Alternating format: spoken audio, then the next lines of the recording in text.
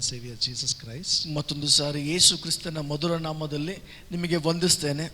I am teaching on the subject long life is God's will for you. ಮತ್ತು ನಾನು ಕಲಿಸುವಂತ ಬೋಧನೆ ದೀರ್ಘಾಯುಷ್ಯ ನಿಮಗಾಗಿರುವಂತ ದೇವರ ಚಿತ್ತವಾಗಿದೆ. Very important teaching. ಬಹಳ ಪ್ರಾಮುಖ್ಯವಾದ ಬೋಧನೆಯಾಗಿದೆ. All of us should learn and apply it, practice it. ಮತ್ತು ಪ್ರತಿಯೊಬ್ಬರು ಇದನ್ನು ಕಲಿತು ನೀವು ಇದನ್ನು ಅಳವಡಿಸಿಕೊಳ್ಳಬೇಕು. Bible says God will satisfy you with long life. ಮತ್ತು ಬೈಬಲ್ ಹೇಳ್ತದೆ ದೇವರೇ ನಿಮ್ಮನ್ನು ದೀರ್ಘಾಯುಷ್ಯದಿಂದ ಆತನು ತೃಪ್ತಿಪಡಿಸುತ್ತಾನೆ. In the Old Testament he was only God. ಹಳೆ ಒಡಂಬಡಿಕೆಯಲ್ಲಿ ಆತನು ಕೇವಲ ದೇವರಾಗಿದ್ದ. In the New Testament he is our father. ಹೊಸ ಒಡಂಬಡಿಕೆಯಲ್ಲಿ ಆತನು ತಂದೆಯಾಗಿದ್ದಾನೆ. So Father God will satisfy you with long life. ತಂದೆಯಾದ ದೇವರು ನಿಮಗೆ ದೀರ್ಘಾಯುಷ್ಯದಿಂದ ತೃಪ್ತಿಪಡಿಸುವನು. Happily, joyfully say this: my heavenly Father will satisfy me with long life. ನನ್ನ ಪರಲೋಕದ ತಂದೆ ನನ್ನನ್ನು ದೀರ್ಘಾಯುಷ್ಯದಿಂದ ತೃಪ್ತಿಪಡಿಸುವನು. When heavenly Father satisfies you with long life, there is no sickness in that. ಪರಲೋಕದ ತಂದೆಯು ದೀರ್ಘಾಯುಷ್ಯದಿಂದ ತೃಪ್ತಿಪಡಿಸುವಾಗ ಅದರಲ್ಲಿ ಯಾವ ರೋಗ ಇರುವುದಿಲ್ಲ. Hallelujah. That is the way he satisfies. ಮತ್ತು ಆ ರೀತಿಯಾಗಿ ಆತನು ತೃಪ್ತಿಪಡಿಸ್ತಾನೆ. No sickness, no old age symptom, no middle age symptom, nothing will be there. ಯಾವುದೇ ರೋಗ ಇರುವುದಿಲ್ಲ, ವಯಸ್ಸಾದ ಮೇಲೆ ಬರುವಂತ ಕಾಯಿಲೆಗಳು ಬರುವುದಿಲ್ಲ, ಮತ್ತು ಮಧ್ಯ ವಯಸ್ಸಿನಲ್ಲಿ ಬರುವಂತ ಕಾಯಿಲೆಗಳು ಬರುವುದಿಲ್ಲ. We should find out from God's word, apply the principles in our life. ದೇವರ ವಾಕ್ಯದಿಂದ ನಾವು ನಿಯಮಗಳನ್ನು ತೆಗೆದುಕೊಂಡು ನಮ್ಮ ಜೀವಿತದಲ್ಲಿ ಅಳವಡಿಸಿಕೊಳ್ಳಬೇಕು. Bible teaches us certain things.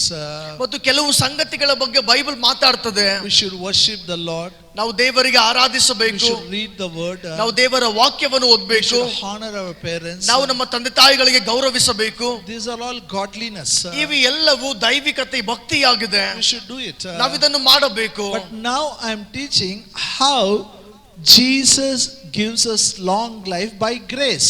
ಮತ್ತು ಈಗ ನಾನು ಕಲಿಸುವಂತ ವಿಷಯ ಏನೆಂದರೆ ಯೇಸು ಹೇಗೆ ತನ್ನ ಕೃಪೆಯ ಮೂಲಕ ನಮಗೆ ದೀರ್ಘಾಯುಷ್ಯವನ್ನು ಕೊಡ್ತಾನೆ ಎಂಬುದಾಗಿ. By grace means he died on the cross, so we will have a long life. ಕೃಪೆ ಅಂತ ಹೇಳುವಾಗ ಆತನು ನಮಗೋಸ್ಕರ ಸತ್ತಿರುವ ಕಾರಣ ನಮಗೆ ದೀರ್ಘಾಯುಷ್ಯ ಇರ್ತದೆ ಎಂಬುದಾಗಿ. Hallelujah. Hallelujah. Bible says Jesus tasted death on behalf of all men. ಮತ್ತು ಬೈಬಲ್ ಹೇಳ್ತದೆ ನಮ್ಮ ಎಲ್ಲರಿಗಾಗಿ ಯೇಸು ಸಾವನ್ನು ರುಚಿ ನೋಡಿದನು. Listen. ಎಲ್ಲರೂ ಈ ಕಡೆ ಕೇಳಿ. In the beginning, when God created man in the Garden of Eden, God and man were together. ಪ್ರಾರಂಭದಲ್ಲಿ ದೇವರು ಮನುಷ್ಯನಿಗೆ ಸೃಷ್ಟಿ ಮಾಡಿದಾಗ ಏದೆನ್ ತೋಟದಲ್ಲಿ ಮನುಷ್ಯನು ಮತ್ತು ದೇವರು ಒಂದಾಗಿದ್ದರು. No sickness for man. ಮನುಷ್ಯನಿಗೆ ಯಾವುದೇ ರೋಗ ಇರಲಿಲ್ಲ. And no death. ಮತ್ತು ಮರಣ ಇರಲಿಲ್ಲ. Sin separated man from God. ಪಾಪವು ಮನುಷ್ಯನನ್ನು ದೇವರಿಂದ ಬೇರ್ಪಡಿಸಿತು. Sickness came. ಆವಾಗ ರೋಗ ಬಂತು, Death came. ಮರಣ ಬಂತು. But now the blood of Jesus brought the man nearer to God. ಆದರೆ ಈಗ ಯೇಸು ಕ್ರಿಸ್ತನ ರಕ್ತವು ಮತ್ತೆ ಮನುಷ್ಯನನ್ನು ದೇವರ ಸಮೀಪದಲ್ಲಿ ತಂದಿದೆ. Hallelujah. Hallelujah. The blood of Jesus has brought you nearer to God. ಯೇಸು ಕ್ರಿಸ್ತನ ರಕ್ತವು ನಿಮ್ಮನ್ನು ದೇವರ ಸಮೀಪದಲ್ಲಿ ತಂದಿದೆ. Say, the blood of Jesus has brought me nearer to God. ಯೇಸು ಕ್ರಿಸ್ತನ ರಕ್ತವು ನನ್ನನ್ನು ದೇವರ ಸಮೀಪದಲ್ಲಿ ತಂದಿದೆ. When man was away, sickness came. ಮನುಷ್ಯನು ದೂರ ಇದ್ದಾಗ, ದೇವರಿಂದ ದೂರ ಇದ್ದಾಗ ರೋಗ ಬಂತು. When man came nearer to God, ಮನುಷ್ಯನು ದೇವರ ಸಮೀಪಕ್ಕೆ ಬಂದಾಗ Bible says ಬೈಬಲ್ ಹೇಳ್ತದೆ Jesus took all our sickness, all our pain on the cross. ಯೇಸು ನಮ್ಮ ಎಲ್ಲಾ ರೋಗಗಳನ್ನು, ನಮ್ಮ ಎಲ್ಲಾ ಬೇನೆಗಳನ್ನು ಕ್ರೂಜೆ ಮೇಲೆ ಹೊತ್ತುಕೊಂಡನು. Today, if somebody dies, tell me what is the cause a person dies. ಇವಾಗ ಯಾರಾದ್ರೂ ಸಾಯುವುದಾದ್ರೆ ಯಾಕೆ ಸಾಯ್ತಾರೆ ಹೇಳ್ರಿ? Anybody ಯಾರಾದ್ರೂ ಸಾಯುವಾಗ died, you get the news. ಮತ್ತು ನಿಮಗೆ ಸುದ್ದಿ ಬರ್ತದೆ ಅವ್ರು ಸತ್ರು ಎಂಬುದಾಗಿ. What we ask, ನಾವೇನ್ ಕೇಳ್ತೇವೆ? what happened? ಏನಾಯ್ತು? What reply you get? ಅವ್ರೇನ್ ಹೇಳ್ತಾರೆ? Hello, iddira illa? What reply you will get? ಅವರೇನು ಉತ್ತರ ಹೇಳ್ತಾರೆ? Some problem, ಏನೋ ಒಂದು ಸಮಸ್ಯೆ ಹೇಳ್ತಾರೆ, some disease. ಏನೋ ಒಂದು ರೋಗ ಹೇಳ್ತಾರೆ. But the good news for you and me is, ಆದ್ರೆ ನಿನಗೂ ನನಗೂ ಇರುವಂತ ಶುಭ ಸಂದೇಶ ಏನೆಂದರೆ, all our sickness ನಮ್ಮ ಎಲ್ಲ ರೋಗಗಳನ್ನು and pain, ಮತ್ತು ಬೇನೆಗಳನ್ನು Jesus bore it on the cross. ಯೇಸು ಕ್ರೂಜೆ ಮೇಲೆ ಹೊತ್ತುಕೊಂಡಿದ್ದಾನೆ. Hallelujah. Hallelujah. Say, my Jesus bore all the sicknesses, all the pain on the cross. ನನ್ನ ಯೇಸು ನನ್ನ ಎಲ್ಲ ರೋಗಗಳನ್ನು, ನನ್ನ ಎಲ್ಲ ಬೇನೆಗಳನ್ನು ಕ್ರೂಜೆಯ ಮೇಲೆ ಹೊತ್ತುಕೊಂಡಿದ್ದಾನೆ. If there is no sickness, means how can you die? ಮತ್ತು ರೋಗನೇ ಇಲ್ಲ ಅಂದ್ರೆ ಹೇಗೆ ಸಾವು ಬರ್ತದೆ? You can't die. ನೀವು ಸಾಯಕ್ಕಾಗಲ್ಲ. You should not talk death. ನೀವು ಮರಣವನ್ನು ಮಾತಾಡಬಾರ್ದು. Unless you are satisfied, you finished, yes, I have completed my journey, you cannot leave the earth. ಎಲ್ಲಿ ತನಕ ನಿಮಗೆ ತೃಪ್ತಿ ನೀವು ತೃಪ್ತಿ ಹೊಂದುವುದಿಲ್ಲ. ನೀವು ತೃಪ್ತಿ ಹೊಂದಬೇಕು. ಹೌದು, ನನ್ನ ಪ್ರಯಾಣವನ್ನು ನಾನು ಮುಗಿಸಿದ್ದೇನೆ ಎಂಬುದಾಗಿ ತೃಪ್ತಿ ಹೊಂದಿದ ಮೇಲೆ ನಿಮ್ಗೆ ಇಷ್ಟ ಇದ್ರೆ ಸಾಯ್ಬಹುದು. That is your wish. If you want, you can go. You can stay till his second coming. ಅದು ನಿಮ್ಮ ಇಷ್ಟ ಇದ್ರೆ ನೀವು ಸಾಯ್ಬಹುದು, ಇಲ್ಲ ಅಂದ್ರೆ ಯೇಸುವಿನ ಎರಡನೇ ಬರೋಣ ತನಕ ನೀವು ಇಲ್ಲಿರಬಹುದು. And this long life and health, you don't earn it. Jesus gave you freely by dying on the cross. ಈ ದೀರ್ಘಾಯುಷ್ಯ ಮತ್ತು ಆರೋಗ್ಯವನ್ನು ನೀವು ಯಾವುದೋ ಮಾಡಿ ನೀವು ಗಳಿಸುವುದಲ್ಲ. ಯೇಸು ತನ್ನ ಕ್ರೂಜೆಯ ಮೇಲೆ ತಾನು ಸಾಯುವುದರ ಮೂಲಕ ನಮಗೆ ಕೊಟ್ಟಿದ್ದಾನೆ. What grace provides, you have to take it by faith. ಆ ಕೃಪೆಯು ಏನ್ ಕೊಟ್ಟಿದೆಯೋ ನಾವು ನಂಬಿಕೆಯಿಂದ ಅದನ್ನು ತೆಗೆದುಕೊಳ್ಳಬೇಕು. That is the only way. ಅದೊಂದೇ ಮಾರ್ಗವಾಗಿದೆ. So I am teaching you how to operate faith for a good health and long life. ಅದಕ್ಕಾಗಿ ನಾನು ಕಲಿಸ್ತಾ ಇದ್ದೇನೆ, ಈ ದೀರ್ಘಾಯುಷ್ಯಕ್ಕಾಗಿ ಮತ್ತು ಆರೋಗ್ಯಕ್ಕಾಗಿ ಹೇಗೆ ನಾವು ವಾಕ್ಯವನ್ನು ಕಲಿತುಕೊಳ್ಬೇಕೆಂಬುದಾಗಿ, how to operate faith. ಆ ನಂಬಿಕೆಯಲ್ಲಿ ಹೇಗೆ ಕಾರ್ಯ ಮಾಡಬೇಕೆಂಬುದಾಗಿ. Faith will work.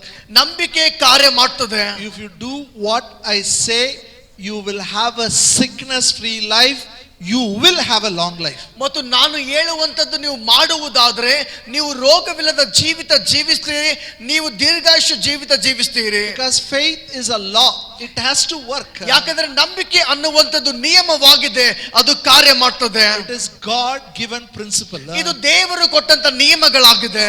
So to operate faith, the first step is you should take all the promises of God and dream it. ಮತ್ತು ನಂಬಿಕೆಯಲ್ಲಿ ಕಾರ್ಯ ಮಾಡುವುದಕ್ಕಾಗಿ ಮೊದಲನೇ ಹೆಜ್ಜೆ ಏನೆಂದರೆ ದೇವರ ಎಲ್ಲ ವಾಗ್ದಾನಗಳು ತೆಗೆದುಕೊಂಡು ಅವುಗಳನ್ನು ಕನಸು ಕಾಣಬೇಕು. Take the healing scriptures. ಸ್ವಸ್ಥತೆ ವಾಕ್ಯಗಳನ್ನು ತೆಗೆದುಕೊಳ್ಳ್ರಿ. Take the long life scriptures. ದೀರ್ಘಾಯುಷ್ಯ ವಾಕ್ಯಗಳನ್ನು ತೆಗೆದುಕೊಳ್ಳ್ರಿ. Write it down, put it in the house, start reading it, start dreaming it. ಅದನ್ನು ಬರೆಯಿರಿ, ಮನೆಯಲ್ಲಿ ಅಂಟಿಸಿರಿ ಮತ್ತು ಅವುಗಳನ್ನು ಕನಸು ಕಾಣ್ರಿ, ಬಾಯಿಂದ ಘೋಷಣೆ ಮಾಡ್ರಿ. Even your finances, ಮತ್ತು ನಿಮ್ಮ ಹಣಕಾಸಿನ ಬಗ್ಗೆ ಕೂಡ, your children's education, ನಿಮ್ಮ ಮಕ್ಕಳ ವಿದ್ಯಾಭ್ಯಾಸಕ್ಕಾಗಿ, their future, ಮತ್ತು ಭವಿಷ್ಯತ್ತಿಗಾಗಿ, all the promises, take it, put it on the paper. ಎಲ್ಲ ವಾಗ್ದಾನಗಳನ್ನು ತೆಗೆದುಕೊಂಡು ಪೇಪರ್ ನಲ್ಲಿ ಅಂಟಿಸಿರಿ. Start dreaming.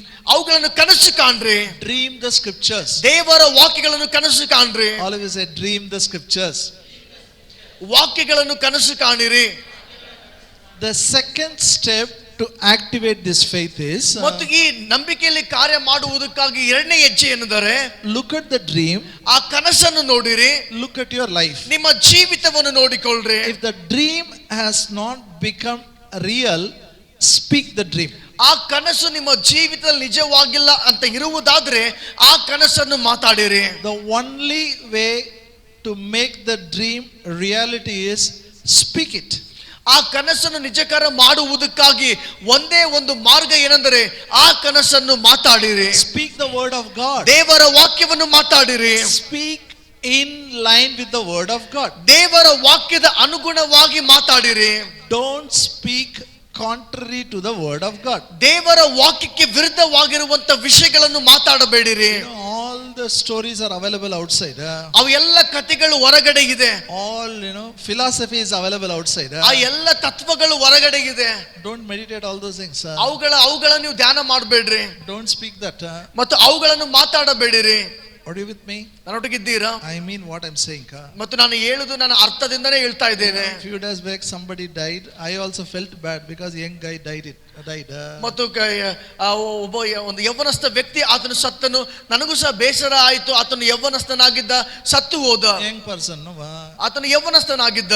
All his fans, they updated status with his dialects. ಮತ್ತು ಆತನ ಎಲ್ಲ ಫ್ಯಾನ್ಗಳು, ಆತನ ಎಲ್ಲ ಪ್ರೇಕ್ಷಕರು ಆತನ ಡೈಲಾಗ್ ಇಂದ ಅವರು status ಇಟ್ಬಿಟ್ಟಿದ್ದಾರೆ. Many believers have put his dialects, ಎಷ್ಟೋ ವಿಶ್ವಾಸಿಗಳು ಆ ಡೈಲಾಗ್ ಇಟ್ಟಿದ್ದಾರೆ. I don't know what will happen tomorrow. ನನಗೆ ಗೊತ್ತಿಲ್ಲ ನಾಳೆ ಏನಾಗ್ತದೆ ಎಂಬುದಾಗಿ. Today I will eat, today I will do. I don't care about all fate. ಮತ್ತು ಇವತ್ತು ನಾನು ಜೀವಿಸ್ತೇನೆ, ಇವತ್ತೇ ನಾನು ಇರ್ತೇನೆ, ನಾಳೆ ನನಗೆ ಗೊತ್ತಿಲ್ಲ. ಗೊತ್ತಿಲ್ಲನ ಅದು ಮೂರ್ಖತನ. ಅದು ಬಿಲೀವರ್ನ ಗೊತ್ತಿರಬೇಕು. We should know what should happen tomorrow. ವಿಶ್ವಾಸಿಗಳಿಗೆ ನಮಗೆ ಗೊತ್ತಿರಬೇಕು ನಾಳೆ ಏನಾಗ್ತದೆ ಎಂಬುದಾಗಿ. There is nothing wrong in those dialogues. ಮತ್ತು ಆ ಡೈಲಾಗ್ಗಳಲ್ಲಿ ತಪ್ಪಿಲ್ಲ. You should not take and start meditating and believing that is going to work for you. ಮತ್ತು ಆ ಡೈಲಾಗ್ಗಳನ್ನು ನೀವು ಕೇಳಿ ಅದನ್ನು ಧ್ಯಾನ ಮಾಡುವುದಾದ್ರೆ ಅವುಗಳೇ ನಿಮ್ಮಲ್ಲಿ ಕೂಡ ಕಾರ್ಯ ಮಾಡ್ತದೆ. You understand what I'm saying? ನನಗೆ ಅರ್ಥ ಆಗ್ತಾ ಇದೆಯಾ? You are supposed to dream the scriptures. ನೀವು ದೇವರ ವಾಕ್ಯಗಳನ್ನು ಕನಸು ಕಾಣಬೇಕು. There is nothing called fate for you. ಅಲ್ಲಿ ಒಂದು ದೈವ ಎಂಬುದಾಗಿ ಏನು ಇಲ್ಲ. ಹಣೆ ಬರ ಅಂತ ಇಲ್ಲ. There is nothing called fate. ಹಣೆ ಬರ ಅಂತ ಏನು ಇಲ್ಲ. You decide what should happen, only that will happen. ಮತ್ತು ನೀವು ನಿರ್ಧಾರ ಮಾಡಬೇಕು ಏನಾಗಬೇಕೆಂಬುದಾಗಿ, ಅವುಗಳೇ ನಡೀತದೆ. What you say will happen. ನೀವೇನ್ ಹೇಳ್ತೀರೋ ಅದೇ ನಡೀತದೆ. Because there is a power in your tongue. ಯಾಕಂದ್ರೆ ನಿಮ್ಮ ನಾಲಿಗೆಯಲ್ಲಿ ಶಕ್ತಿ ಇದೆ. Jesus said, whatever you say you will have. ಯೇಸು ಹೇಳಿದ್ದಾನೆ, ನೀವು ಏನೆಲ್ಲ ಹೇಳ್ತೀರೋ ಅವುಗಳೇ ಹೊಂದಿಕೊಳ್ತೀರಿ ಎಂಬುದಾಗಿ. Whatever I say, I will have it. ನಾನು ಏನೆಲ್ಲ ಹೇಳ್ತೇನೋ ಅವು ನನಗಿರ್ತದೆ. Amen. Say after me, my Father will satisfy me with long life. ನನ್ನ ತಂದೆಯು ನನ್ನನ್ನು ದೀರ್ಘಾಯುಷ್ಯದಿಂದ ತೃಪ್ತಿಪಡಿಸುವನು. Say after me, as we worship as a family, no one will fall sick in my house. My Father blesses our food and water, removes the sickness away from us. No one will be barren. No one will have a miscarriage. All of us will have a long life. ನಾವು ಕುಟುಂಬವಾಗಿ ನಮ್ಮ ದೇವರನ್ನು ಆರಾಧಿಸುವಾಗ ದೇವರು ನಮ್ಮ ಅನ್ನಪಾನಗಳನ್ನು ಆಶೀರ್ವಾದ ಮಾಡಿ ನಮ್ಮಿಂದ ರೋಗಗಳನ್ನು ದೂರ ತೆಗೆದುಕೊಂಡು ಹೋಗುವನು. ನಮ್ಮ ಕುಟುಂಬದಲ್ಲಿ ಬಂಜೆತನವಾಗಲಿ ಗರ್ಭಸ್ರಾವವಾಗಲಿ ಉಂಟಾಗುವುದಿಲ್ಲ. ನಮ್ಮ ಕುಟುಂಬದಲ್ಲಿ ಪ್ರತಿಯೊಬ್ಬರು ದೀರ್ಘಾಯುಷ್ಯದಿಂದ ತೃಪ್ತಿ ಪಡುವರು. Say one more time. As I read the word of God and obey the word of God, everything will go well with me. Everything will go well with my children. We will have a long life. ನಾನು ದೇವರ ವಾಕ್ಯವನ್ನು ಓದಿ ವಿಧೇಯನಾಗಿ ನಡೆದಾಗ ನನ್ನ ಜೀವಿತದಲ್ಲಿ, ನನ್ನ ಮಕ್ಕಳ ಜೀವಿತದಲ್ಲಿ ಎಲ್ಲವೂ ಒಳ್ಳೆಯದಾಗಿ ನಡೆಯುವುದು ಮತ್ತು ನಾವು ದೀರ್ಘಾಯುಷ್ಯವಾಗಿ ಜೀವಿಸುವೆವು. As I honor my father and mother, everything will go well with me. We will have a long life. ನಾನು ನನ್ನ ತಂದೆ ತಾಯಿಗಳನ್ನು ಗೌರವಿಸುವಾಗ ನನ್ನ ಜೀವಿತದಲ್ಲಿ ಎಲ್ಲವೂ ಒಳ್ಳೆಯದಾಗಿ ನಡೆಯುವುದು, ನನಗೆ ದೀರ್ಘಾಯುಷ್ಯ ಇರುವುದು. Say one more statement. Daily you tell this, okay? ಇನ್ನೊಂದು ಹೇಳಿಕೆ ಹೇಳ್ತೇನೆ, ದಿನಾಲೂ ಹೇಳಬೇಕು. No one will die soon in my family. No one will die soon in my church. ನನ್ನ ಕುಟುಂಬದಲ್ಲಿ ಯಾರು ಬೇಗ ಸಾಯುವುದಿಲ್ಲ. ನಮ್ಮ ಸಭೆಯಲ್ಲಿ ಯಾರು ಬೇಗ ಸಾಯುವುದಿಲ್ಲ. I'll tell you, you declare it, no one will die soon. ಇದು ನೀವು ಬಾಯಿಂದ ಹೇಳ್ರಿ, ಯಾರು ಬೇಗ ಸಾಯುವುದಿಲ್ಲ. Now, this telling you should do. ಇದು ಹೇಳುವಂತದ್ದು ನೀವು ಮಾಡಬೇಕು. And the third step is be patient. ಮೂರನೇ ಹೆಜ್ಜೆ ಏನಂದ್ರೆ ತಾಳ್ಮೆಯುಳ್ಳವರಾಗಿರಿ. And the fourth step, ಮತ್ತು ನಾಲ್ಕನೇ ಹೆಜ್ಜೆ, whenever you feel your faith is shaking, ಯಾವಾಗ ನಿಮಗೆ ಅನಿಸ್ತದ ನಿಮ್ಮ ನಂಬಿಕೆ ಅಲುಗಾಡಿಸಲ್ಪಟ್ಟಿದೆ ಎಂಬುದಾಗಿ, look at the cross. ಆ ಕ್ರೂಜೆಯ ಕಡೆಗೆ ನೋಡಿರಿ. Look at the finished work of cross. ಯೇಸು ಕ್ರಿಸ್ತನು ಮಾಡಿ ಮುಗಿಸಿದ ಕಾರ್ಯದ ಕಡೆಗೆ ನೋಡಿರಿ. What he has done on the cross for you. ನಿಮಗಾಗಿ ಆತನು ಕ್ರೂಜೆಯ ಮೇಲೆ ಏನನ್ನು ಮಾಡಿದ್ದಾನೆ. These 4 steps will help you. ಈ 4 ಹೆಜ್ಜೆಗಳು ನಿಮಗೆ ಸಹಾಯ ಮಾಡ್ತವೆ. If you want money, you can use these 4 steps. ನಿಮಗೆ ಹಣ ಬೇಕಾದ್ರೆ ಈ 4 ಹೆಜ್ಜೆಗಳನ್ನು ಉಪಯೋಗಿಸಿರಿ. For health and healing it will help you. ನಿಮ್ಮ ಆರೋಗ್ಯಕ್ಕಾಗಿ ಸ್ವಸ್ಥತೆಗಾಗಿ ಇವುಗಳನ್ನು ಮಾಡಿರಿ. For long life it will help you. ಮತ್ತು ದೀರ್ಘಾಯುಷ್ಯಕ್ಕಾಗಿ ನಿಮಗೆ ಸಹಾಯ ಮಾಡ್ತದೆ. Name any blessing, it will help you. ನೀವು ಯಾವುದೇ ಆಶೀರ್ವಾದಗಳು ಹೇಳ್ರಿ, ಅದು ನಿಮಗೆ ಸಹಾಯ ಮಾಡ್ತದೆ. Now listen. ಈಗ ಕೇಳ್ರಿ, If you do all these 4, ಈ 4 ಸಂಗತಿಗಳನ್ನು ಮಾಡುವಾಗ,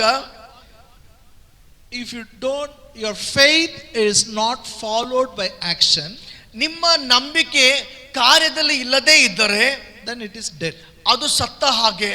Sometimes we do all 4 but no action, we come to a conclusion faith doesn't work. ಮತ್ತು ಕೆಲವು ಸಾರಿ ಈ 4 ಮಾಡಿದಾಗ ಯಾವುದೇ ಕಾರ್ಯಗಳು ನಾವು ಕಾಣದೇ ಇದ್ದಾಗ ನಾವು ತಿಳ್ಕೊಳ್ತೇವೆ ನಮ್ಮ ನಂಬಿಕೆ ಅದು ಸತ್ತೋಗಿದೆ ಎಂಬುದಾಗಿ. After doing this 4, what God wants you to do it. ಮತ್ತು 4 ಸಂಗತಿಗಳನ್ನು ಮಾಡಿದಾಗ ದೇವರು ಮಾಡ ಬಯಸುವಂತದ್ದನ್ನು ನಾವು ಮಾಡಬೇಕು. Hallelujah. Hallelujah. I told you, if you are doing all 4, ಈ 4 ಮಾಡಿದಾಗ regarding health and long life, ಮತ್ತು ದೀರ್ಘಾಯುಷ್ಯ ಮತ್ತು ಆರೋಗ್ಯದ ಬಗ್ಗೆ, I said sleep well. Sleep well. ನಾನು ಹೇಳಿದೆ ಚೆನ್ನಾಗಿ ಮಲಗ್ರಿ. Don't sleep more, don't sleep less. What sleep is needed, that's a blessing from God, you should enjoy it. ಹೆಚ್ಚಾಗಿ ಮಲಗಬೇಡ್ರಿ, ಕಡಿಮೆ ಮಲಗಬೇಡ್ರಿ. ಯಾವುದು ಮಲಗಬೇಕು ಅದು ದೇವರಿಂದ ಆಶೀರ್ವಾದ ಆಗಿದೆ, ಅದನ್ನು ಆನಂದಿಸಿರಿ. Sleep is not bad thing. ಮಲಗುವುದು ಕೆಟ್ಟದಲ್ಲ. Excess sleep brings poverty. ಹೆಚ್ಚಾಗಿ ಮಲಗುವುದು ಬಡತನ ತರ್ತದೆ. And less sleep also is not good. ಕಡಿಮೆ ಮಲಗುವುದು ಕೂಡ ಒಳ್ಳೆದಲ್ಲ. Because God created night for sleeping. ಯಾಕಂದ್ರೆ ದೇವರು ರಾತ್ರಿಯನ್ನು ಮಲಗುವುದಕ್ಕಾಗಿ ಸೃಷ್ಟಿ ಮಾಡಿದ್ದಾನೆ. Amen. These are all natural principles. ಇವೆಲ್ಲ ಸ್ವಾಭಾವಿಕವಾದ ನಿಯಮಗಳಾಗಿದೆ. You exercise faith, you don't sleep whole night, you watch television, you see movies, you sit with your mobile, then your faith is without action. ಮತ್ತು ನೀವು ಎಲ್ಲ ಈ 4 ಸಂಗತಿಗಳನ್ನು ಮಾಡ್ತೀರಿ, ನಿಮ್ಮ ನಂಬಿಕೆಯಲ್ಲಿ ಕಾರ್ಯ ಮಾಡ್ತೀರಿ, ಆದ್ರೆ ನೀವು ರಾತ್ರಿ ಟಿವಿ ನೋಡ್ತಾ ಇರ್ತೀರಿ ಮತ್ತು ಮೊಬೈಲ್ ನೋಡ್ತಾ ಇರ್ತೀರಿ, ರಾತ್ರಿ ಚೆನ್ನಾಗಿ ಮಲಗಲ್ಲ. Then it is a faith without action is dead. ಅವಾಗ ನಿಮ್ಮ ನಂಬಿಕೆ ಕಾರ್ಯ ಇಲ್ಲದೆ ಇರುವಂತದ್ದು ಸತ್ತ ಹಾಗೆ. Then I told about self control. ನಾನು ನಂತರ ಹೇಳಿರುವಂತ ವಿಷಯ ಸ್ವನಿಯಂತ್ರಣದ ಬಗ್ಗೆ, about food. ಊಟದ ಬಗ್ಗೆ. Food is a blessing. ಊಟ ಆಶೀರ್ವಾದವಾಗಿದೆ. We should enjoy it. ನಾವು ಅದನ್ನು ಆನಂದಿಸಬೇಕು. And we should eat how much is needed. ಮತ್ತು ಎಷ್ಟು ಬೇಕಾಗಿದೆಯೋ ಅಷ್ಟು ತಿನ್ನಬೇಕು. If you don't eat also it is not good. ಊಟ ತಿಂದೇ ಇರುವಂತದ್ದು ಒಳ್ಳೆದಲ್ಲ. And eating more also is not good. ಮತ್ತು ಊಟ ಹೆಚ್ಚಾಗಿ ತಿನ್ನುವುದು ಒಳ್ಳೆದಲ್ಲ. Hallelujah. Hallelujah. You know, when Paul writes about food, ಮತ್ತು ಪೌಲನು ಊಟದ ಬಗ್ಗೆ ಬರೆಯುವಾಗ, you know, Paul was writing one letter to Pastor Timothy because they have a lot of doubt in the church. ಮತ್ತು ಪೌಲನು ತಿಮೋತಿ ಎಂಬ ಪಾಸ್ಟರ್ಗೆ ಆತನೊಂದು ಪತ್ರವನ್ನು ಬರಿತಾನೆ, ಯಾಕಂದ್ರೆ ಆ ಸಭೆಯಲ್ಲಿ ಅನೇಕ ಸಂಶಯಗಳಿದ್ವು. Whether we should eat this or eat that. ನಾವು ಇದನ್ನು ಊಟ ಮಾಡಬೇಕು, ಊಟ ಮಾಡಬಾರದು. Why there is a doubt? ಯಾಕೆ ಸಂಶಯಗಳಿದ್ದವು? Now listen carefully. ಇಲ್ಲ, ಎಚ್ಚರವಾಗಿ ಕೇಳ್ರಿ. What I'm saying is very important. ನಾನು ಹೇಳುವಂತದ್ದು ಬಹಳ ಪ್ರಾಮುಖ್ಯ. In the Old Testament, ಹಳೆ ಒಡಂಬಡಿಕೆಯಲ್ಲಿ 40 years they traveled in wilderness. 40 ವರ್ಷಗಳು ಅವರು ಕಾಡಿನಲ್ಲಿ ನಡೆದರು. 30 lakhs people. 40 ಲಕ್ಷ ಜನರು. No doctor. ಯಾವುದೇ ವೈದ್ಯ ಇರಲಿಲ್ಲ. No doctor, no medicine. ಯಾವುದೇ ವೈದ್ಯ ಇರಲಿಲ್ಲ, ಯಾವುದೇ ಔಷಧಿ ಇರಲಿಲ್ಲ. Can you imagine 30 lakhs people, no doctor, no medicine? ಊಹಿಸಿಕೊಳ್ಳಕ್ಕಾಗ್ತದ? 30 lakh ಜನರಿಗೆ ಯಾವುದೇ ಡಾಕ್ಟರ್ಗಳಿಲ್ಲ, ಯಾವುದೇ ಔಷಧಿ ಇಲ್ಲ. Then God told them what to eat, what not to eat. ನಂತರ ದೇವರು ಅವರಿಗೆ ಹೇಳಿದ ಏನನ್ನು ಊಟ ಮಾಡಬೇಕು, ಏನನ್ನು ಊಟ ಮಾಡಬಾರದು. It is in the Old Testament. ಅದು ಹಳೆ ಒಡಂಬಡಿಕೆಯಲ್ಲಿ ಇದೆ. Hallelujah. Hallelujah. God told them to celebrate some festivals to remind them Jesus is going to come and set them free. ಮತ್ತು ದೇವರು ಅವರಿಗೆ ಹೇಳಿದ ಕೆಲವು ಹಬ್ಬಗಳನ್ನು ನೀವು ಆಚರಿಸಿರಿ, ಯಾಕಂದರೆ ಅದು ನಿಮಗೆ ನೆನಪುಟ್ಟಿಸ್ತದೆ ನಿಮಗಾಗಿ ಯೇಸು ಬಂದು ಸಾಯುವುದಕ್ಕಿದ್ದಾನೆ ಎಂಬುದಾಗಿ. But after Jesus came, ಆದರೆ ಯೇಸು ಬಂದ ಆದ್ಮೇಲೆ all those festivals are stopped. ಆ ಎಲ್ಲ ಹಬ್ಬಗಳು ನಿಂತು ಹೋದವು. The purpose of the festival is to tell them Savior is going to come. ಆ ಹಬ್ಬಗಳ ಒಂದು ಒಂದು ಒಂದು ಉದ್ದೇಶ ಏನಾಗಿತ್ತಂದ್ರೆ ನೀವು ತಿಳ್ಕೊಳ್ಬೇಕು ಅಲ್ಲಿ ರಕ್ಷಕನು ಬರುವನಿದ್ದಾನೆ ಎಂಬುದಾಗಿ. Festival is stopped. ಆ ಒಂದು ಹಬ್ಬಗಳು ನಿಂತು ಹೋದವು. Then they are having doubt, what about food? ಈಗ ಅವರಿಗೆ ಸಂಶಯಗಳು ಬಂದವು, ಊಟದ ಬಗ್ಗೆ ಏನು, whether you should eat that or eat this. ನಾವು ಇದನ್ನು ತಿನ್ಬೇಕಾ ಅದನ್ನು ತಿನ್ಬೇಕಾ. Then Paul is writing letter. ನಂತರ ಪೌಲನು ಒಂದು ಪತ್ರವನ್ನು ಬರಿತಾನೆ. Every creature of God is good. ದೇವರು ಸೃಷ್ಟಿ ಮಾಡಿರುವಂತ ಎಲ್ಲವೂ ಅದು ಒಳ್ಳೆಯದಾಗಿದೆ. Nothing to be refused. ಯಾವುದು ತಿರಸ್ಕಾರ ಪಡಿಸಬಾರದು. If it is received with thanksgiving. ಅದು ಕೃತಜ್ಞತೆ ಪ್ರಾರ್ಥನೆಯ ಮೂಲಕ ಹೊಂದಿದ ಮೇಲೆ. Means eat everything no problem, but pray and eat. ಮತ್ತು ಅದರ ಅರ್ಥ ಏನಂದ್ರೆ ಎಲ್ಲವನ್ನು ತಿನ್ರಿ, ಆದ್ರೆ ಪ್ರಾರ್ಥನೆ ಮಾಡಿ ಕೃತಜ್ಞತೆ ಸಲ್ಲಿಸಿ ತಿನ್ರಿ ಎಂಬುದಾಗಿ. Sanctify it with the prayer. ಪ್ರಾರ್ಥನೆಯ ಮೂಲಕ ಅದನ್ನು ಶುದ್ಧೀಕರಿಸಿರಿ. Are you happy? ಸಂತೋಷವಾಗಿದ್ದೀರಾ? I am giving you a green signal, you can eat whatever you want. ನಾನು ನಿಮಗೆ ಹಸಿರು ನಿಶಾನೆ ಕೊಡ್ತಾ ಇದ್ದೇನೆ, ನಿಮಗೆ ಬೇಕಾಗಿರುವಂತ ಎಲ್ಲ ತಿನ್ನಬಹುದು. Then he says, ನಂತರ ಹೇಳ್ತಾನೆ, don't listen to these old lady stories. ಈ ಅಜ್ಜಿ ಕಥೆಗಳನ್ನು ಕೇಳಬೇಡ್ರಿ. We'll read that verse 7. ಆ ವಾಕ್ಯವನ್ನು ನೋಡೋಣ. 1 Timothy 4:7. 1 ತಿಮೋಥಿ 4ನೇ ಅಧ್ಯಾಯ 7ನೇ But refuse profane and old wives' fables, exercise yourself rather unto godliness. 1 Timothy 4ನೇ ಅಧ್ಯಾಯ 7ನೇ ವಚನ. ಪ್ರಾಪಂಚಿಕ ಹಾಗೂ ಅಜ್ಜಿ ಕಥೆಗಳನ್ನು ನಿರಾಕರಿಸಿ ನೀನು ದೇವ ಭಕ್ತಿಯನ್ನು ಅಭ್ಯಾಸ ಮಾಡಿಕೋ. Tell in Kannada, all of you. ಎಲ್ಲರೂ ಕನ್ನಡದಲ್ಲಿ ಹೇಳ್ರಿ. ಪ್ರಾಪಂಚಿಕ ಹಾಗೂ ಅಜ್ಜಿ ಕಥೆಗಳನ್ನು ನಿರಾಕರಿಸಿ ನೀನು ದೇವ ಭಕ್ತಿಯನ್ನು ಅಭ್ಯಾಸ ಮಾಡಿಕೋ. ಅಜ್ಜಿ ಕಥೆಗಳು ಏನ್ ಮಾಡಬೇಕು?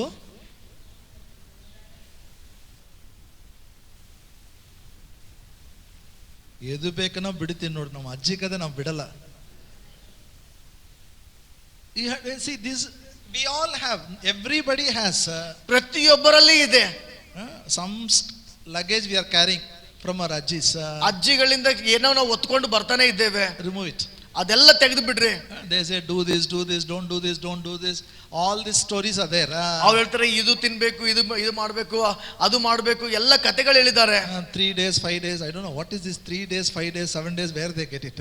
ಮತ್ತು 3 ದಿನ, 5 ದಿನ, 7 ದಿನ, 40 days, 40 ದಿನ. Or some people said, even the 3 months, 5 months, 7 months, where is this 3 days, 5 months, 7 months? ಮತ್ತು ಕೆಲವು ಹೇಳ್ತಾರೆ 3 ತಿಂಗಳು, 5 ತಿಂಗಳು, 7 ತಿಂಗಳು. Even the engagement time they will count the plates. ಎಷ್ಟು 3, 5, 7.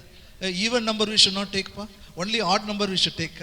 ಮತ್ತು ಒಂದು ನಿಶ್ಚಿತಾರ್ಥ ಸಮಯದಲ್ಲೂ ಕೂಡ 3, 5, 7 ಈ ಡೇಟ್ಗಳನ್ನು ತಗೊಳ್ಬಾರ್ದು, ಸಮ ಸಂಖ್ಯೆ ಮಾತ್ರ ತಗೊಳ್ಬೇಕೆಂಬುದಾಗಿ. ಅದೇ ತಗೋಬೇಕು. 3, 5. He doesn't know Ajji story. Very good, is very good. I said these are all Ajji stories. ಇವೆಲ್ಲ ಅಜ್ಜಿ ಕಥೆಗಳಾಗಿದೆ. What we should do? ನಾವೇನ್ ಮಾಡಬೇಕು? ಸ್ವೀಕರಿಸಬೇಕಾ ನಿರಾಕರಿಸಬೇಕಾ? ಜೋರಾಗಿ.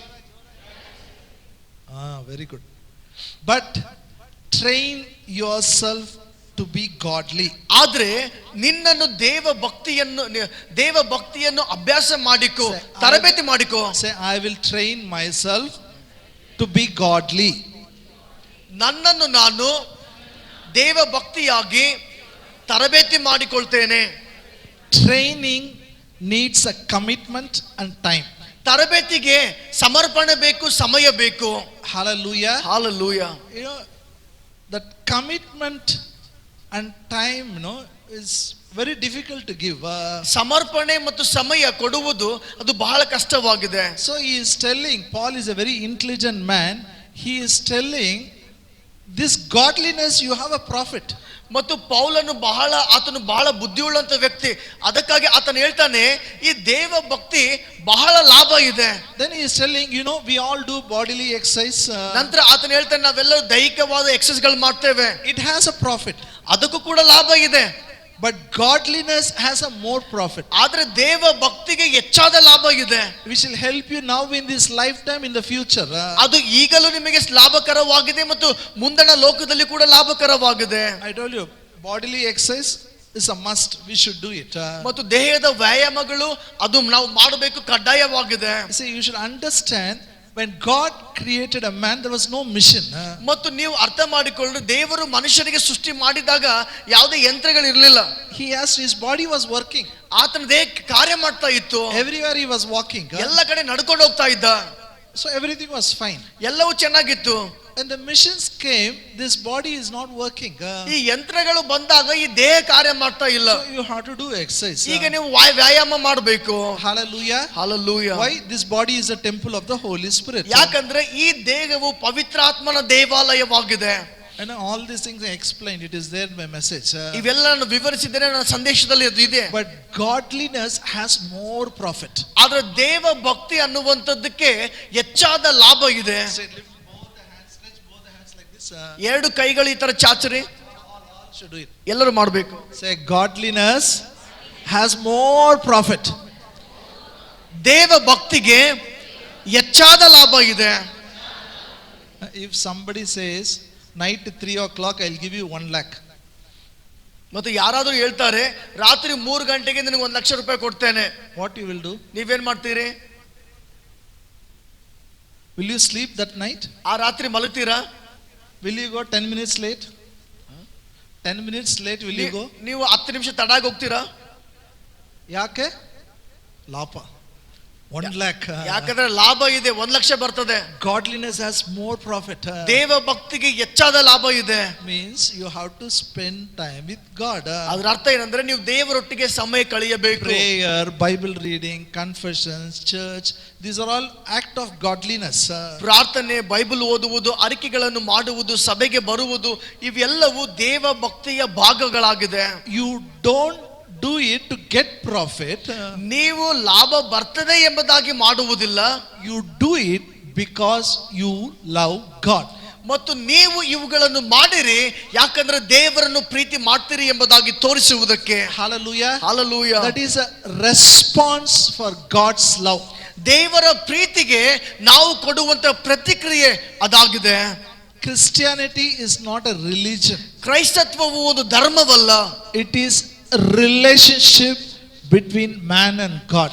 ಅದು ದೇವರ ಮತ್ತು ಮನುಷ್ಯನ ಜೊತೆ ಈ ಮನುಷ್ಯನ ಮಧ್ಯೆ ಇರುವಂತ ಸಂಬಂಧವಾಗಿದೆ. This relationship is purely based on love.